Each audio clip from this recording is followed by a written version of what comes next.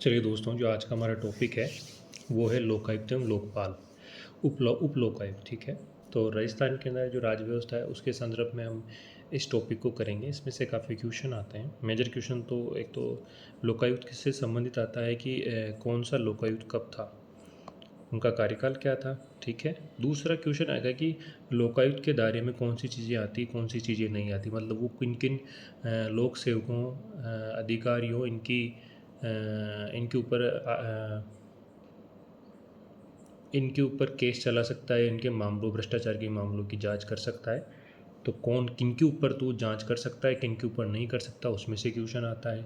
ठीक है, और फिर ये लोकायुक्त और उप लोकायुक्त जो अधिनियम और नियम है ये कब लागू हुए थे, लोकायुक्त संस्थाएं कब बनी थी, ठीक है, किन किन कमेटी की रिकमेंडेशन के बाद बनी थी, तो इसके बारे में थोड़ा सा इनमें से दे के क्वेश्चन आता है। तो अपन देखते हैं इसके अंदर। तो शुरू करते हैं लोकायुक्त से। ठीक है ना। तो देखो, लोकायुक्त क्या होता है कि इसको अलग अलग नामों से जानते हैं। ठीक है, इसको ओम्बुड्समैन भी बोला जाता है। ओम्बुड्समैन संस्था जो सबसे पहले स्वीडन के अंदर स्थापित की गई थी। ठीक है, और स्वीडन के अंदर इस संस्था का जो स्थापन हुआ था वो हुआ था 1809 ईस्वी के अंदर। 1809 में स्वीडन के अंदर इस संस्था का स्थापना की जाती है स्वीडन में। इसको ओम्बुड्समैन कहा जाता है। 1919 में फिनलैंड में की जाती है। 1954 में डेनमार्क में की जाती है। तो 54 से डेनमार्क याद रखिए। 61 के अंदर नॉर्वे में की जाती है। तो देखो, एक और नॉर्वे देखे क्या ना। तो 1961 के अंदर नॉर्वे में की जाती है। 1962 में न्यूजीलैंड के अंदर इसकी स्थापना की जाती है और 1967 में ब्रिटेन में की जाती है। अब इन संस्थाओं को क्या होता है कि अलग अलग नामों से पुकारा जाता है। स्वीडन के अंदर तो आम्बुड्समैन के नाम से जानते हैं, लेकिन इसको ब्रिटेन में, न्यूजीलैंड में और डेनमार्क में, मतलब डेनमार्क हो गया, ब्रिटेन हो गया, न्यूजीलैंड में इनको संसदीय आयुक्त बोला जाता है। क्या बोला जाता है? संसदीय आयुक्त बोला जाता है। रूस के अंदर इसको प्रोसिक्यूटर बोला जाता है। तो इन चिन्ह तथ्यों का ध्यान रखिए आप। तो सबसे पहले तो 1809 में स्वीडन के अंदर हो गया। 1919 स्वीडन के बाद फिनलैंड में हो गया, स्वीडन के पास में फिनलैंड पड़ता है। 1954 में डेनमार्क में हो गया। 54 तो शेर जैसे 54 साल का हो जाता है तो डेन में रहना शुरू कर देता है। तो डेन से डेनमार्क और 54 इससे रिलेटेड कर लेना। 61 नॉर्वे है ना। 61 तो क्या होता है, जो नॉर्वे देश है ना, वहाँ पर क्या होता है कि -61 डिग्री क्या होता है, तापमान होता है। -61 डिग्री तापमान होता है, वहाँ बहुत ज़्यादा ठंड पड़ती है। ठीक है, और न्यूजीलैंड हो गया, न्यूजीलैंड में 62। ठीक है ना। तो न्यूजीलैंड में क्या होता है, बड़े बड़े फार्म पाए जाते हैं जहाँ पर भैंसों वगैरह को, गायों को रखा जाता है बड़े बड़े फार्मों के अंदर। तो वो 62 बीघा के पाए जाते हैं न्यूजीलैंड के अंदर। ठीक है ना। तो ये न्यूजीलैंड से 62 हो गया। और ब्रिटेन हो गया 67। ठीक है ना। तो ब्रिटेन में क्या हुआ कि हमारे जो अंग्रेज़ थे ना, 67 अंग्रेज आए और हमारे देश पे राज कर गए ब्रिटेन के। तो ये इससे ऐसे इस तरह से कोई भी ट्रिक बना कि इसको कोरिलेट कर लो आप। तो ब्रिटेन 67, न्यूजीलैंड, तो न्यूजीलैंड के अंदर क्या होता है, जब वहाँ से 62 करके क्या होता है, 62 क्या होती है वहाँ पर, बेसिर गायों के 62 बीघा के फॉर्म पाए जाते हैं। 61 नॉर्वे, -61 डिग्री टेम्परेचर पाया जाता है। ठीक है ना। 54 डेनमार्क, क्योंकि जिसे शेर 54 साल का होता है तो डेन में मर जाता है तो डेनमार्क हो गया। 1919 में फिनलैंड हो गया। ठीक है ना। इन चीज़ों का भी याद कर लिया इस तरह से कोरिलेट करके। ठीक है, तो ये याद हो गया होगा लगभग लगभग आपको। तो ऐसे याद रखें इसको आप। तो 1809 में स्वीडन के अंदर होता है। 1919 के अंदर फिनलैंड में होता है। 1954 में डेनमार्क में होता है। 61 के अंदर नॉर्वे में होता है। 62 में न्यूजीलैंड में होता है। और 67 के अंदर ब्रिटेन के अंदर होता है, क्योंकि 62 बीघा का न्यूजीलैंड में गाय भैंसों का क्या पाया जाता है, बड़े बड़े फार्म पाए जाते हैं। 67 के अंदर ब्रिटेन, ठीक है, क्योंकि 67 अंग्रेज आए थे और हमारे देश पर राज किया। 61 के अंदर नॉर्वे हो गया। ठीक है ना, क्योंकि वहाँ पर -61 डिग्री टेम्परेचर पाया जाता है। 54 साल का जैसे शेर होता है तो डेन में मर जाता है तो डेनमार्क हो गया। तो 1954। तो इस तरीके से आप याद रखें। अब इसके बाद क्या होता है, इसको अलग अलग नामों से जाना जाता है। अब आपने ये तो बात कर ली भाई स्वीडन के अंदर जिसको ओम्बुड्समैन कहा जाता है। क्या कहा जाता है?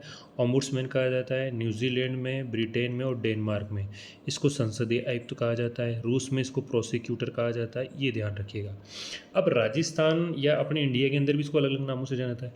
अब देखो, केरल जो है, केरल के अंदर इसको पब्लिक मेन बोला जाता है। ठीक है, जम्मू और कश्मीर के अंदर इसके अंदर भ्रष्टाचार निरोधी अभिकरण बोला जाता है। तमिलनाडु में इसको कमिश्नर ऑफ इंक्वायरी बोला जाता है। ये चीज़ें आप ध्यान रखिएगा, कमिश्नर ऑफ इंक्वायरी। तो कहने का तात्पर्य ये है कि हमारे देश में और विदेशों के अंदर इस संस्था को जो लोकायुक्त और उप लोकायुक्त उसको अलग अलग नामों से जाना जाता है।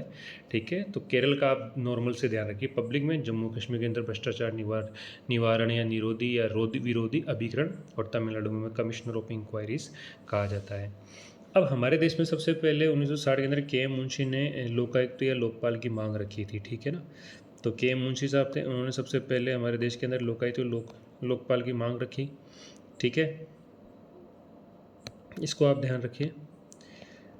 तो के एम मुंशी जी थे इस टाइम के अंदर, हमारे 1960 के अंदर इन्होंने सबसे पहले मांग रखी थी लोकायुक्त या लोकपाल की। 1963 के अंदर क्या हुआ, हमारे राजस्थान के अंदर राजस्थान प्रशासनिक सुधार समिति बनाई गई थी जो हरीशचंद्र माथुर की अध्यक्षता में बनी थी 1963 में।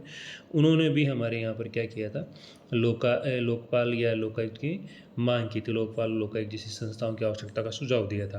अब 1963 के अंदर जो हमारे लोकपाल है ना, सबसे पहले संसद में लोकपाल शब्द की जो उपयोग किया गया वो लक्ष्मीमल सिंघवी के द्वारा किया गया था, 3 अप्रैल 1963 के अंदर किया गया था। अब इसके बाद 5 जनवरी 1966 को प्रथम प्रशासनिक सुधार आयोग का गठन किया गया मोरारजी देसाई की अध्यक्षता में। बाद में के हनुमंतैया भी इसके क्या रहे, अध्यक्ष रहे। ठीक है ना, तो जब ये किया गया 1966 के अंदर, तो उन्होंने एक रिपोर्ट दी, problem of redressal of citizen governance.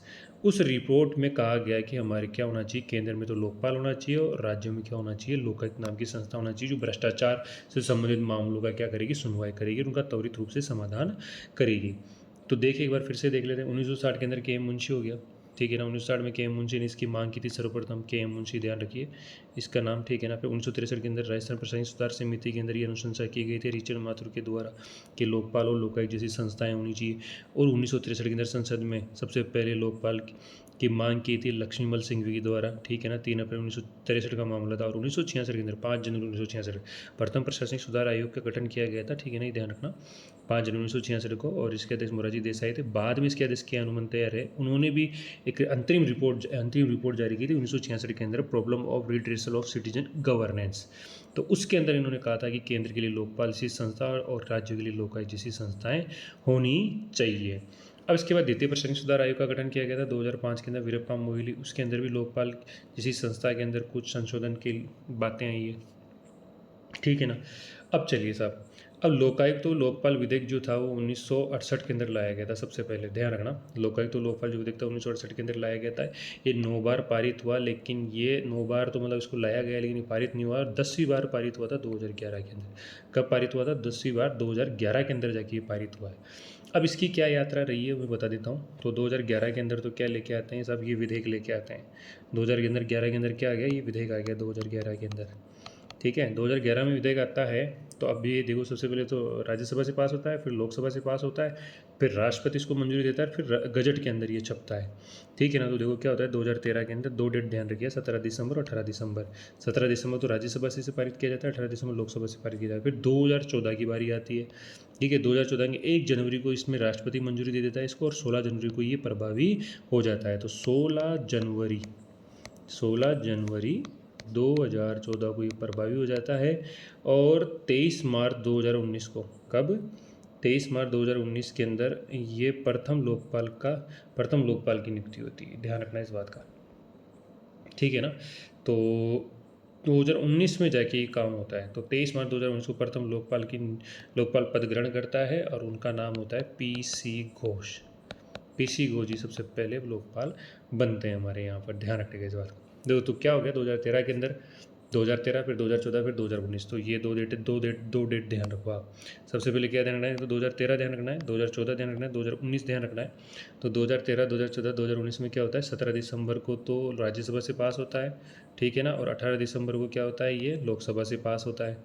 ठीक है, और उसके बाद क्या होता है, 1 जनवरी 2014। अभी 2014 के अंदर मामला गया, तो 1 जनवरी और 16 जनवरी को ध्यान रखिए। 1 जनवरी को तो राष्ट्रपति द्वारा मंजूरी की जाती है इसको। ठीक है, उस टाइम राष्ट्रपति कौन होते हैं अपने, ठीक है। और उसके बाद क्या नाम से 16 जनवरी को हमारे ये प्रभावी हो जाता है 2014 से, और नियुक्ति की जाती है इस प्रथम लोकपाल की 23 मार्च 2019 को। प्रथम जो लोकपाल होते हैं वो पीसी घोष साहब होते हैं। कौन होते हैं?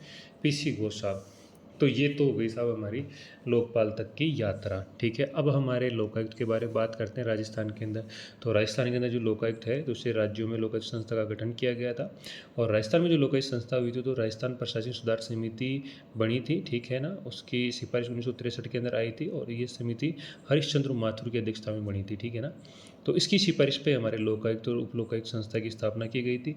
लोकायुक्त जो संस्था हमारे बनी है, ठीक है ना, राजस्थान के अंदर, तो राजस्थान में जब लोकायुक्त संस्था बनती है तो उससे पहले हमारे राजस्थान के अंदर भ्रष्टाचारों को रोकने के लिए एक संस्था हुआ करती थी। उस संस्था का नाम है हमारे जन अभियोग निराकरण विभाग। ठीक है ना, ये जन अभियोग निराकरण विभाग क्या करता था, लोकायुक्त और लोकपाल संस्था से पहले भ्रष्टाचार और कदाचार के मामले या और भी जो मतलब आप अगर निष्ठा से अपने कर्तव्य को पूरा नहीं कर रहे हो, ठीक है, निष्ठा की कमी है और अपने पद का दुरुपयोग कर रहे हो, ठीक है ना, भ्रष्टाचार फैला रहे हो, तो वो सारे मामले जन अभियोग निराकरण विभाग के द्वारा सुने जाते थे। अब 1963 के अंदर क्या होता है, राजस्थान प्रशासनिक सुधार समिति 1963, ठीक है, हरीशचंद्र माथुर की अध्यक्षता में बनती है। वो रिकमेंडेशन देती है कि लोकपाल और लोकायुक्त जैसी संस्थाएं होनी चाहिए। अब लोकपाल और लोकायुक्त जो संस्थाएं हैं वो पहली बात तो गैर संवैधानिक है। क्या है, गैर संवैधानिक है। ये सिर्फ सांविधिक संस्थाएं हैं, क्योंकि ये अधिनियम के द्वारा इनको बनाया गया, तो ये सांविधिक संस्थाएं, ऑटोनोमस बॉडी है, स्वतंत्र संस्थाएं तथा परामर्शदात्री संस्थाएं हैं। ये अपने निर्णय को इनके निर्णय जो निर्णय होते हैं वो परामर्शदात्री होते हैं, बाध्यकारी नहीं होते हैं। सरकार माने या नहीं माने उनकी मर्जी के ऊपर निर्भर करता है। तो ठीक है, अब आगे चलते हैं अपन। जो लोकायुक्त विधेयक है, ठीक है ना, तो वो कब पारित होता है, कब लाया जाता है, ठीक है ना, और कब कब इसके अंदर और प्रावधान होते हैं वो पढ़ते हैं अपन। ठीक है ना, तो जो लोकायुक्त विधेयक होता है तो सबसे पहले अब इंडिया में लाया जाएगा, है ना। तो लोकायुक्त जो विधेयक लाया जाता है इंडिया के अंदर, लोकायुक्त विधेयक वो 1970 के अंदर सबसे पहले लाया जाता है। फिर उड़ीसा के अंदर कब लाया जाता है, किस में लाया जाता है, उड़ीसा के अंदर लाया जाता है। और 1983 के अंदर ये पारित हो जाता है और 1993 के अंदर सबसे पहले समाप्त भी हो जाता है। उड़ीसा एक ऐसा राज्य है जहाँ सबसे पहले लोकायुक्त विधेयक लाया जाता है 1970 में, लेकिन ये पारित होता है 1983 में और सबसे पहले समाप्त हो जाता है 1993 के अंदर। ठीक है ना, अब लोकायुक्त जो अधिनियम जो लाया जाता है, सबसे पहले लाया जाता है महाराष्ट्र में 1971 में और पारित भी महाराष्ट्र में होता है 1972 में। ठीक है ना, ये बात ध्यान रखिएगा। अब कर लेते हैं अपन राजस्थान की बात। तो राजस्थान में लोकायुक्त उप लोकायुक्त जो अधिनियम है 1973 के अंदर लाया जाता है। इसकी यात्रा क्या होती है, ये 3 फरवरी 1973 से लागू होता है। कब से लागू हो रहा है, देखो 3 फरवरी 1973, ये ध्यान रखिएगा आप। ठीक है, 1973 में लाया जा रहा है, 3 फरवरी 1973 से लागू होता है फरवरी के अंदर। ठीक है ना, 3 फरवरी 1973। उसके बाद 26 मार्च को इसको राष्ट्रपति द्वारा मंजूरी मिल जाती है, वी गिरी के द्वारा, ये राष्ट्रपति होते हैं। 27 मार्च तक को ये राजपत्र में प्रकाशित हो जाता है और 5 जून को सबसे पहले उप लोकायुक्त की नियुक्ति हो जाती है। KPU मेनन जो हमारे उप लोकायुक्त हैं, एकमात्र उप लोकायुक्त बनते हैं, इसके बाद कोई लोकायुक्त भी नहीं बनता है। और उसके बाद 28 अगस्त 1973 को हमारे ID दुआ, ठीक है, इंद्र, ये ठीक है ना, ID, ये ना, तो ID दुआ मतलब, ठीक है ना, तो ID दुआ क्या होता है, हमारे लोकायुक्त बन जाते हैं। ID दुआ का नाम, पूरा जो नाम है वो इंद्रदेव दुआ है। ठीक है ना, ये ध्यान रखिएगा आप, ID दुआ, इंद्रदेव दुआ। 3 फरवरी, 26 मार्च, 27 मार्च, 5 जून और 28 अगस्त, ये सारे 1973 के अंदर काम हो रहे हैं। ठीक है ना, ये दोनों डेट याद रखिए, सारे मामला कहाँ हो रहा है 1973 के अंदर। तो 1973 के अंदर तो एक डेट है 3 फरवरी को, ये 3 फरवरी 1973 को लागू हो जाता है। उसके बाद 26 मार्च को इसको राष्ट्रपति वी गिरी मंजूरी देते हैं। फिर उसके बाद 27 मार्च गजट में प्रकाशित हो जाता है। 5 जून को यहाँ पर उप लोकायुक्त की स्थापना हो जाती है। ठीक है ना, और फिर 28 अगस्त को क्या हो जाता है, लोकायुक्त की नियुक्ति की जाती है। ये ध्यान रखिएगा आप, ठीक है ना, ये पूरा डाटा ध्यान रखिएगा आप, ठीक है ना, इसके अंदर। ठीक है, 1973 के अंदर इनमें से क्वेश्चन पूछा जाएगा आपको, ठीक है ना, फंसाने के लिए। चलिए साहब, अब आगे बढ़ते हैं हम, ठीक है ना, अब आगे बढ़ते हैं। अब इसमें ये अधिनियम तो हो गया। अब इस अधिनियम के अंदर क्या किया जाता है, कुछ धाराएं हैं, ठीक है ना, जिसके द्वारा मतलब इस अधिनियम के अंदर प्रावधान किए गए हैं, नियुक्ति से संबंधित बताया गया है। तो लोकायुक्त उप लोकायुक्त नियुक्ति के बारे में बता देता हूँ मैं आपको। ठीक है, एक चीज़ इसके अंदर रह गई है अपन ने। एक चीज़ क्या होता है, जो राजस्थान लोकायुक्त उप लोकायुक्त अधिनियम होता है, ये तो 1973 तो ये तो लागू हो गया, लेकिन नियम बनाए जाते हैं। राजस्थान लोकायुक्त उप लोकायुक्त नियम बनाया जाता है, एक नियम बनाया जाता है, वो नियम बनाया जाता है 1974 के अंदर, और वो लोग लागू भी 1974 के अंदर ही होता है। अब इसकी मुख्य धाराओं के बारे में बात कर लेते हैं, ठीक है। मुख्य धाराओं के अंदर आते हैं धारा नंबर 3। धारा नंबर 3 के अंदर लोकायुक्त और उप लोकायुक्त की नियुक्ति के बारे में बताया गया है। इनकी नियुक्ति राज्यपाल के द्वारा की जाती है, लेकिन एक समिति होती है, 2 सदस्यीय समिति होती है, जिसके अंदर क्या होता है, जो हमारा राजस्थान हाई कोर्ट का होता है उसका चीफ जस्टिस होता है और नेता प्रतिपक्ष, ये दोनों सिफारिश करते हैं, उसी को राज्यपाल के द्वारा क्या किया जाता है, लोकायुक्त बनाया जाता है। उप लोकायुक्त की नियुक्ति राज्यपाल के द्वारा लोकायुक्त से परामर्श करके की जाती है। शपथ भी राज्यपाल या उससे द्वारा नामित व्यक्ति के द्वारा दिलाई जाती है, ठीक है ना। तो ये बात ध्यान रखिएगा। अब लोकायुक्त जो नियुक्ति होती है उस पर किस आदमी को रखा जाएगा, तो लोकायुक्त पे जो नियुक्त होता है उस आदमी या तो वो सेवानिवृत्त या वर्तमान मुख्य न्यायाधीश या न्यायाधीश होना चाहिए, कहाँ का, उच्च न्यायालय का। तो या तो उच्च न्यायालय का वो मुख्य न्यायाधीश हो सकता है, या तो सेवारत हो सकता है या वर्तमान हो सकता है, या अन्य न्यायाधीश हो सकता है, सेवारत हो सकता है या वर्तमान हो सकता है। उप लोकायुक्त के अंदर क्या होता है, जो केंद्रीय सतर्कता आयुक्त होता है ना, कौन होता है, केंद्रीय राज्य सतर्कता आयुक्त की योग्यता रखने वाले व्यक्तियों का आप उप लोकायुक्त बना सकते हैं। तो ये चीज़ों को ध्यान रखिए। तो धारा नंबर 3 के अंदर नियुक्ति के बारे में दे रखा है, ठीक है। अब अपन बात करते हैं धारा नंबर 4 के बारे में, ठीक है ना। तो धारा नंबर 4 के अंदर क्या है, लोकायुक्त उप लोकायुक्त की अन्य पद धारण नहीं करेगा, ठीक है ना। तो 4 के अंदर क्या है कि अन्य लाभ का पद धारण नहीं करेगा, ये धारा नंबर 4 के अंदर बताया गया है। तो धारा नंबर 3, ठीक है, धारा नंबर 3 तो नियुक्ति के बारे में हो गई, इसके अंदर शपथ आ गया, नियुक्ति हो गई, समिति हो गई। धारा नंबर 4 के अंदर क्या होगा, अन्य लाभ का पद धारण नहीं करेगा या नियोजित नहीं होगा किसी भी केंद्र सरकार, राज्य सरकार के अधीन किसी भी पद पे, ठीक है। अब उसके बाद आ जाएगी पदावधि, क्योंकि 5 साल, 5 के अंदर क्या होती है, पदावधि के अंदर क्या होता है कि भाई इनका जो कार्यकाल होता है ना, वो या तो 5 वर्ष हो सकता है, 65 वर्ष हो सकता है, ठीक है ना। 5 और 65 वर्ष जो भी पहले हो वो हो सकता है, ठीक है ना। और धारा 5 के अंदर पदावधि के बारे में दे रखा है, त्यागपत्र के बारे में देता है, वेतन भत्तों के निर्धारण कौन करेगा, ये विधानमंडल के द्वारा किया जाएगा, या विधानसभा के विधान राज्य के द्वारा करता है इसके वेतन भत्तों का निर्धारण, ठीक है ना। अब जो अपने लोकायुक्त होता है उसको तो है ना, उस उच्च न्यायालय का मुख्य न्यायाधीश होता है, न्यायाधीश होता है, उसके समान मतलब 2,50,000 रुपये मिलते हैं। और उप लोकायुक्त को उच्च न्यायालय के अन्य न्यायाधीशों के समान मतलब 2,25,000 रुपये तनख्वाह मिलती है, ठीक है। और पदावधि के दौरान कोई अलाभकारी परिवर्तन वेतन भत्तों के अंदर नहीं किया सकता, ठीक है। अब आता है धारा नंबर 6। धारा नंबर 6 के अंदर क्या किया जाता है कि लोकायुक्त उप लोकायुक्त को कैसे हटाया जाएगा, ठीक है। तो हटाने का जो प्रावधान है वो धारा नंबर 6 के अंदर बताया हुआ है, ठीक है ना। धारा नंबर 3 तो नियुक्ति से संबंधित हो गई। धारा नंबर 4 हो गया लोकायुक्त और लोकायुक्त उप लोकायुक्त किसी भी अन्य कोई पद धारण नहीं करेंगे, ठीक है ना। धारा नंबर 5 के अंदर पदावधि के बारे में हो गया, धारा नंबर 6 के बारे में हटाना हो गया। अब 2 आधार होते हैं हटाने के, ठीक है ना।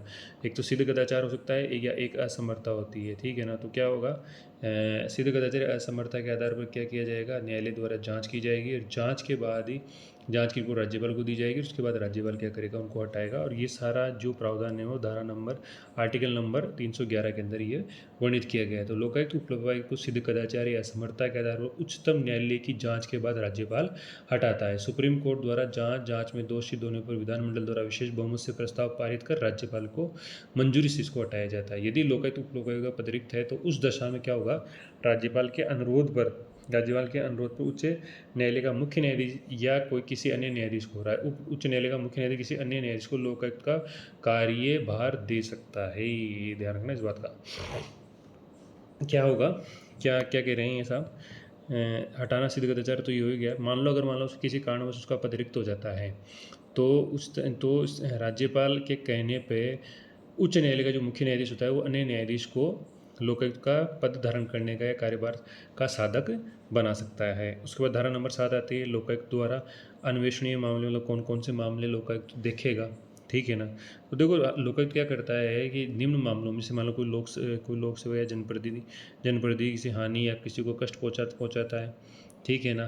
तो निम्न मामलों में मतलब कोई भी अनुचित हानि या कष्ट पहुँचाने या किसी अन्य व्यक्ति के लिए परिलाभ या अनुग्रह, ठीक है ना। तो अपने पद पर रहते हुए अपने पद का दुरुपयोग करते हुए किसी अन्य व्यक्ति को कोई लाभ पहुंचाए या अनुग्रह प्रदान करे, अपने पद का दुरुपयोग करते हुए किसी को हानि या कष्ट पहुंचाए, अपने पद का दुरुपयोग करते हुए भ्रष्टाचार फैलाए या अकर्मण्यता, सच्चरित्रता या पारदर्शिता न दिखाए, तो ऐसे मामलों में दोषी पाए जाने वाले व्यक्ति के विरुद्ध मामले सुन सकता है लोकायुक्त। तो लोकायुक्त धारा 7 के अंदर कौन से मामले सुनेगा, ठीक है ना। अन्वेषणीय मामले कौन कौन से लोकायुक्त द्वारा, जिनके अंदर वो अन्वेषणीय मामले होंगे। धारा 8 के अंदर कौन से मामले ऐसे हैं जिनके अंदर वो अन्वेषण नहीं करेगा, ठीक है। तो कौन कौन से मामले हैं साहब, एक तो धारा 9 के अंदर जो लिस्टेड कर दिए जाते हैं, धारा 9 के अंदर ऐसे ऐसे मामले बता दिए जाते हैं पहले से कि सब इनके ऊपर वर्जन है, इस मामलों में आप सुनवाई नहीं करोगे।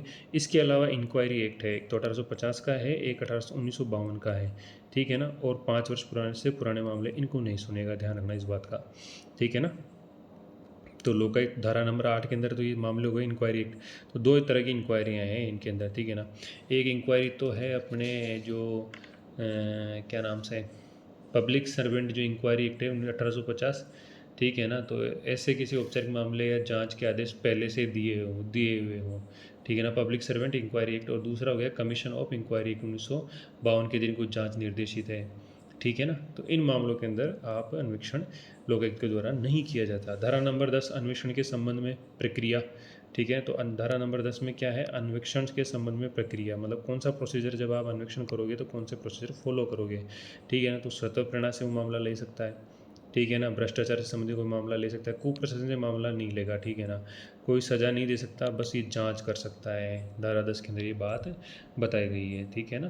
तो क्या होता है, धारा 8 में ही कहा गया है कि ऐसे मामले जिनमें लोकायुक्त की पूर्व सहमति से पब्लिक सर्वेंट इंक्वायरी एक्ट 1850 के दिन किसी औपचारिक या सार्वजनिक जांच के आदेश पहले ही दिए जा चुके हों, या ऐसा मामला जिसके अंदर है ना लोकायुक्त की पूर्व सहमति से कमीशन ऑफ इंक्वायरीज एक्ट 1952 के अधीन कुछ जांच निर्देशित है। लोकायुक्त ऐसे मामले की जांच नहीं करे जो धारा 19 के अधीन जारी की गई अधिसूचना में अपवर्जित हो। ऐसा कोई भी मामला जो 5 साल पुराना और उसकी जांच नहीं की जाएगी। तो कौन कौन से मामलों की जांच होगी, धारा नंबर 8 में बताया गया है। धारा नंबर 10 के अंदर तो क्या है, अन्वेषण की संबंध में जो प्रक्रिया है उसके बारे में। धारा नंबर 9 के अंदर क्या है, शिकायतों के संबंध में उपबंध, मतलब ठीक है ना, कि शिकायतों के संबंध में उपबंध का मतलब ये है कि अगर आप मान लो शिकायत किस तरह से करोगे, ठीक है ना। कौन शिकायत कर सकता है, तो शिकायत करता है डाक से, फैक्स से या ईमेल के द्वारा माध्यम से शिकायत कर सकता है। शिकायत पीड़ित व्यक्ति स्वयं प्रस्तुत होकर कर सकता है, उपस्थित होकर हो देख कर सकता है, या पीड़ित व्यक्ति स्वयं से अगर शिकायत करने में असमर्थ है तो पीड़ित व्यक्ति की मृत्यु हो जाती है तो उसकी संपदा का प्रतिनिधित्व करने वाला या उसके द्वारा प्राधिकृत व्यक्ति को शिकायत कर सकता है, लेकिन उसके 10 रुपये को गैर न्यायिक स्टाम्प पर नोटरी सहित शपथ पत्र प्रस्तुत करना होगा। शिकायतकर्ता स्वयं की तथा जिस लोक सेवक या जनप्रतिनिधि की वो शिकायत कर रहा है उसकी संपूर्ण जानकारी देगा। यदि कोई पुलिस की हिरासत में, जेल में, बाल सुधार या विक्षिप्त व्यक्तियों के आश्रय स्थल में है तो वहाँ से भी वो लोकायुक्त को शिकायत कर सकेगा। यदि कोई व्यक्ति लोकायुक्त द्वारा की जारी जांच में बड़ा डालता है तो दोष सिद्धि पर 6 महीने की सजा, जुर्माने या दोनों के द्वारा दंडित किया जा सकता है। तो ये प्रावधान है धारा नंबर 9 के अंदर, इस बात का ध्यान रखना आप। धारा नंबर 10 के अंदर अन्वेषणों के संबंध में प्रक्रिया हो गई, ठीक है ना। धारा नंबर 11 के अंदर क्या हो गया, साक्ष्य, ठीक है ना। धारा नंबर 11 के अंदर क्या है, साक्ष्य। लोकायुक्त को सिविल न्यायालय की शक्तियाँ प्राप्त होती है, अतः वह किसी को भी गवाही के हेतु बुला सकता है, दस्तावेज मांग सकता है, शपथ पर बयान ले सकता है। तो सिविल न्यायालय की शक्तियाँ किसको प्राप्त होती है, लोकायुक्त को। तो धारा नंबर 11 के अंदर लिखा हुआ है, ठीक है ना, कि ये हमारे जो लोकायुक्त है उसको सिविल न्यायालय की शक्तियाँ प्राप्त है, ठीक है ना। किसी को भी समन जारी कर सकता है, एफिडेविट के ऊपर गवाही ले सकता है, ये ध्यान रखना। 12 के अंदर क्या होगा, लोकायुक्त द्वारा प्रतिवेदन रिपोर्ट देना, ठीक है। तो लोकायुक्त 12 के अंदर प्रतिवेदन किसको देगा, राज्यपाल को देगा, राज्यपाल राज्य सरकार को प्रतिवेदन देगा। धारा 13 के अंदर मिथ्या शिकायत का अभियोजन, मतलब अगर कोई आदमी गलत शिकायत करता है, ठीक है ना, तो किसी को डिफेम करने के लिए तो उसको 3 वर्ष की या जुर्माना या दोनों से सजा हो सकती है। सुधार हेतु गठित समितियाँ कौन कौन सी है लोकायुक्त के अंदर, एक तो 1997 में गठित होती है, एक 2000 में गठित होती है, एक 2014 के अंदर गठित होती है। जो 1997 में गठित होती है उसको हरिशंकर बाबड़ा समिति बोला जाता है, उसके अध्यक्ष। और फिर बी डी कल्ला की अध्यक्षता में 2000 के अंदर गठित समिति गठित होती है। और 2014 में नरपतमल लोढ़ा या लोहरा, ठीक है ना, लोढ़ा या लोहरा के समय समिति गठित होती है। तो ये ध्यान रखिएगा आप, ठीक है ना। एक तो 1997, 2000, 2014, इसको एक बार ऐसे भी लिख लो आप। 1997 के अंदर होता है तो 97 के अंदर हरिशंकर बाबड़ा जी हैं, 2000 के अंदर बी डी कल्ला, विकल्प पुलाकीदास कल्ला है, 2014 में नरपतमल लोढ़ा है। तो ये 2014 हो गया, ठीक है, इनको आप ध्यान रखिए। चलिए, अब क्या होता है कि हमारे पास ये होता है कि लोकायुक्त उपलोकायुक्त कौन कौन रहे हुए हैं, ठीक है ना। तो देखो हमारे लोकायुक्त उपलोकायुक्त मैंने ट्रिक बनाई हुई थी। ट्रिक में मैंने ये बताया था कि हमारे क्या होता है, कोई खजाना खजाना होता है, तो ये हमारे जो इंद्र भगवान होता है ना, तो इंद्र भगवान के पास क्या होता है, खजाना होता है। वो खजाना द्वारका के अंदर क्या कर देते हैं, छुपा देते हैं, और खजाने की रक्षा की जिम्मेदारी मोहन जी को सौंप देते हैं। तो मोहन जी क्या है, उस खजाने की रक्षा कर रहे होते हैं एक डाकुओं के सरदार से, जिसका नाम करनेल सिंह होता है, ठीक है ना। अब वो करनेल जो सिंह होता है वो डाकुओं का सरदार होता है, ठीक है ना। तो मोहन जी ये क्या करना चाहता है, कर्नल उसका सारा माल जो है, सारा माल हड़पना चाहता है, ठीक है ना। तो अब मोहन जी क्या करते हैं, उस एरिया के अंदर पुरुषों के अंदर उत्तम जो होता है वो महेंद्र होता है, उसको ये काम सौंपते हैं, ठीक है ना, कर्नल से श्रीमाल की रक्षा का, ठीक है। अब ये महेंद्र क्या करता है, उस काम को थोड़ा सा मज़े में ले लेता है ये, ठीक है ना, मतलब विनोद में ले लेता है, और वो खजाने के अंदर चोरी हो जाती है इसके मज़े में लेने के कारण। तो इसको पछतावा होता है, तो महेंद्र को दोबारा मौका दिया जाता है। तो महेंद्र क्या क्या करता है, एक बहुत ही मिलता है, किससे मिलता है, मिलता है ये गिरधारी लाल जी से, जो उसी एरिए के सबसे विद्वान आदमी या सज्जन आदमी होते हैं, ठीक है ना। और सज्जन आदमी होते हैं, और फिर वास्तव में गिरधारी लाल जी सज्जन होते हैं, इस वजह से इनको महेंद्र जी को दोबारा दोबारा क्या देते हैं, मौका देते हैं, और महेंद्र जी अपना प्रताप दिखाते हैं। तो देखो एक ट्रिक हो गई है, ठीक है ना। ट्रिक क्या हो गई साहब, इंद्र के पास खजाना था, तो इंद्र से क्या हुआ, इंद्रदेव दुआ हो गए, ठीक है ना। ये सुप्रीम कोर्ट के पूर्व जस्टिस थे, ठीक है ना। सुप्रीम कोर्ट के क्या थे, ये न्यायाधीश थे, उच्चतम न्यायालय के, ध्यान रखना इस बात। डीपी गुप्ता, ये हमारे राजस्थान हाई कोर्ट के क्या थे, राजस्थान हाई कोर्ट के मुख्य न्यायाधीश थे डीपी गुप्ता। इसका नाम, इनका नाम क्या है, द्वारका प्रसाद गुप्ता, ठीक है ना।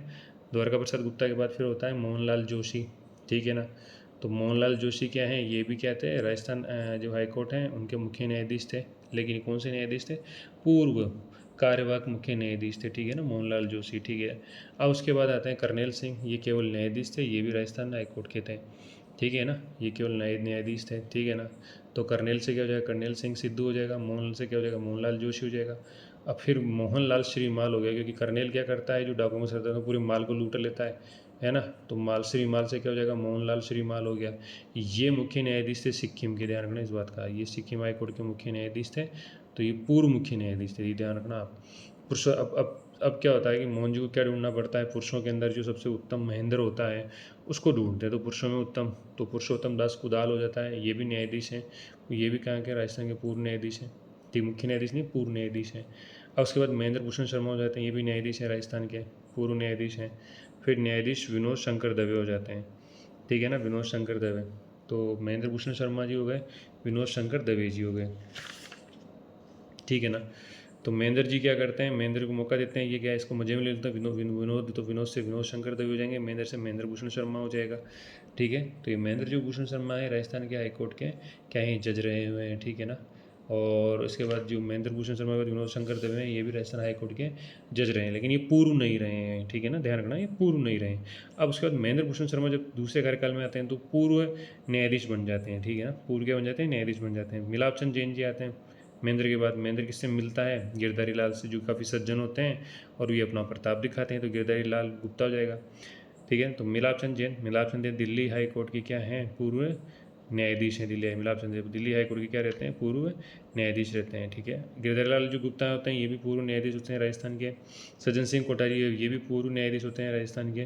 और प्रताप कृष्ण लोहरा जी हैं, वो भी पूर्व न्यायाधीश होते हैं राजस्थान कोर्ट के। तो ये थोड़ा सा ध्यान रखिए आप। और मात्र एक उपलोकायुक्त होता है, KPU मेनन होता है, ठीक है ना। इनका जो कार्यकाल होता है 5 जून 1933 से 25 जून 1974 तक होता है। तो ये जून के अंदर ही रिटायरमेंट हो जाता है इनके, ठीक है ना। तो ये ध्यान रखिएगा आप इन तथ्यों को, ठीक है। वे और बाकी इनको भी ध्यान रखिएगा, ठीक है। लगभग लगभग मैंने ये समझा दिया आपको, ठीक है ना। तो RD दुआ हो गया, डीपी गुप्ता से अपन क्या हो जाएगा अपने, ठीक है, द्वारका प्रसाद गुप्ता, मोहनलाल जोशी, करनेल सिंह सिद्धू, मोहनलाल श्रीमान, तो मोहनलाल 2 बार आ रहा है, ठीक है। पुरुषोत्तम दास कुदाल हो गया, महेंद्र भूषण शर्मा 2 बार आ रहा है, बीच में विनोद शंकर दवे आ रहा है। इसके बाद हो गया मिलाप चंद जैन किससे मिला, गिरधारी लाल गुप्ता से जी मिला, वो काफ़ी सज्जन थे, तो सज्जन सिंह कोठारी हो गया, सज्जन ने क्या प्रताप दिखाई दिया, तो प्रताप कृष्ण लोहरा जी हो गए। ये ध्यान रखिएगा, ठीक है। तो लगभग ये मैंने क्या किया है, इसको एक बार में इसको याद करवाने की मैंने कोशिश की है। अब देखो मेन चीज़ क्या होता है कि देखो यहाँ से क्वेश्चन आता है, देखो एक तो लोकायुक्त के क्षेत्र में क्षेत्राधिकार में कौन कौन आता है, ठीक है। तो क्षेत्राधिकार में कौन कौन आएगा, तो धारा नंबर 7 के अंदर ये वर्णन किया गया है। धारा नंबर 7 मतलब किन कौन कौन आपके क्षेत्र में आएगा, लोकायुक्त क्षेत्र में कौन नहीं आएगा, ये धारा नंबर 8 के अंदर बताया हुआ है, ठीक है ना। और 19 के अंदर भी जो वर्जित है अधिसूचित किए जाते हैं वो भी इसके अंदर ही है। तो देखो लोकायुक्त के अधिकार क्षेत्र में कौन आएगा, समस्त मंत्री आएंगे एक तो, ये ध्यान रखिएगा, समस्त लोक सेवक आएंगे, ठीक है, समस्त सचिव आएंगे, विभिन्न विभागों के अध्यक्ष आएंगे, एचओडी आएंगे, ठीक है ना।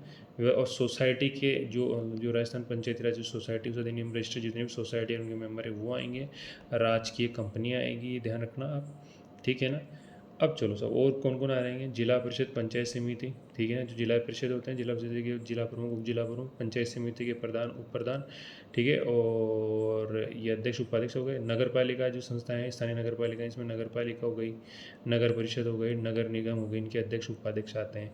तो नगर पालिका के अंदर तो हो जाएगा अध्यक्ष उपाध्यक्ष, परिषद के अंदर हो जाएगा सभापति उप सभापति, निगम के अंदर हो जाएगा महापौर उप महापौर। इसके अलावा इन समितियों मतलब जो ये जिला परिषद हो गया या नगर पालिका परिषद निगम हो गया, इनकी जो स्थायी समिति के जो अध्यक्ष होते हैं वो इसके अंदर आते हैं, ठीक है। राज्य निगम आएंगे इसके अंदर, राज्य निगम व मंडल भी इसके अंदर आएंगे, ठीक है। नगर सुधार न्यास की जो अध्यक्ष हैं वो भी, नगर सुधार न्यास के जो अध्यक्ष हैं वो भी इसके अंदर आते हैं। अब कौन नहीं आते हैं अधिकार क्षेत्र के अंदर, एक तो राज्यपाल नहीं आएगा, ठीक है ना, एक मुख्यमंत्री नहीं आएगा, ठीक है ना। इसके अलावा पूर्व सेवानिवृत्त लोक सेवक नहीं आएंगे, पंच सरपंच उप सरपंच नहीं आएंगे, ग्राम पंचायत के स्थायी समितियों के अध्यक्ष नहीं आएंगे, ये ध्यान रखना आप, ठीक है।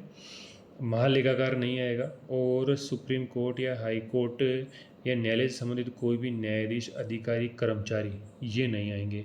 चुनाव आयुक्त तो नहीं आएगा, राजस्थान मुख्य चुनाव आयुक्त नहीं आएगा, ठीक है ना। राज्य चुनाव अधिकारी नहीं आएगा, राज्य चुनाव आयुक्त नहीं आएगा, राज्य चुनाव अधिकारी नहीं आएगा, पारदर्शी चुनाव आयुक्त भी नहीं आएगा, ये ध्यान रखना आप, ठीक है। आरपीसी के अध्यक्ष सदस्य नहीं आएंगे, विधायक नहीं आएंगे, सचिवालय स्टाफ का कर्मचारी कोई सही नहीं आएगा, ठीक है ना। टीडीएस के अंदर नहीं आता है। इसके अलावा पब्लिक सर्वेंट इंक्वायरी एक्ट 1850 के अंदर अगर कोई औपचारिक अगर कोई औपचारिक जांच की अनुमति पूर्व के अंदर लोकायुक्त के द्वारा दी गई है।